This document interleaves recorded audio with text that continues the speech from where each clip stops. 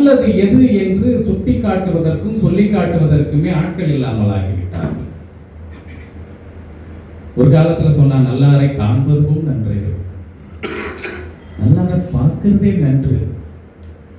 ஏன் அப்படின்னா, என்னங்க நல்லாரை பார்த்தா எப்படிங்க நல்லதாகும், அவரை போய் பார்க்கிறோம் அதனால உடனே நன்மை அடைஞ்சிருமா அப்படின்னா, ஒரு நல்லவரை போய் தூரத்துல இருந்து பார்க்கறோம்னு கேட்டீங்கன்னா, அவர் யார்கிட்டயோ 4 பேர்ட்ட நல்ல செய்தியை பேசிட்டு இருப்பார், 4 கருத்துக்களை சொல்லிட்டு இருப்பார், இல்ல அவர் ஏதாவது ஒரு செயல் செய்வார், அவர் யாருக்காவது ஒரு உதவி பண்ணுவார், அவர் யாருக்காவது ஒரு அறிவுரையை சொல்லுவார், அல்லது யாருக்காவது ஏதாவது ஒரு வாழ்க்கை முன்னேற்றத்திற்கான ஒரு செயல்பாட்டை அந்த நேரத்தில் நீங்க பார்க்கும்போதோ நீங்க அவரை சந்திக்கும் போதோ அவர் செய்து கொண்டிருப்பார். அதை பார்த்து கூட நாம் அறிந்து கொண்டு, ஆஹா இப்படி ஒரு நல்ல விடயம் இருக்கிறதா, அடடா இப்படி கூட நாம செய்யலாமே, அடடா நாம கூட இந்த யுக்தியை பயன்படுத்திக்கலாமே என்ற எண்ணங்கள் அவர்களை பார்க்கும் போது நமக்கு வரும்.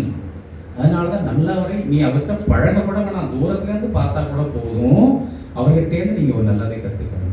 அதே போல தீயாரை காண்பதும் தீதே அப்படின்னு இவன் ஒரு குழப்பத்துல இருப்பான் ஏதாவது ஒரு விடயத்துல. அப்ப போய் ஒரு அயோக்கியனை பார்க்கும் பொழுது அவன் ஒரு விடயம் செய்வான், அப்ப இவனுக்கு இது போல நம்மளும் பண்ணலாமே, பரவாயில்லையே இது தெரியாம வந்துட்டோமப்பா அப்படின்னு சொல்லிட்டு தவறை கூட அவர்களிடமிருந்து கற்றுக்கொள்வதற்கான வாய்ப்புகள் கிடைத்துவிடும்.